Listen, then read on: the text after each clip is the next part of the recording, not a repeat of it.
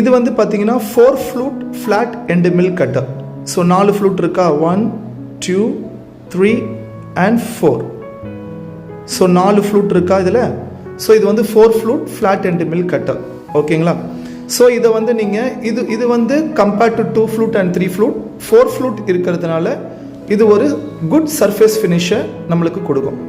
So இதை வந்து நீங்கள் சைடு மில்லிங்க்கு, ப்ரொஃபைல் கட்டிங்க்கு, டீப் பாக்கெட்டிங்க்கு, ஸோ ஹாலோ ஹோல்ஸ் கிரியேட் பண்ணுறோம் அப்படின்னா இந்த 4 ஃப்ளூட்டை யூஸ் பண்ணி நம்ம ஹெலிக்கல் மோஷனில் ஹோல் கிரியேட் பண்ணலாம்.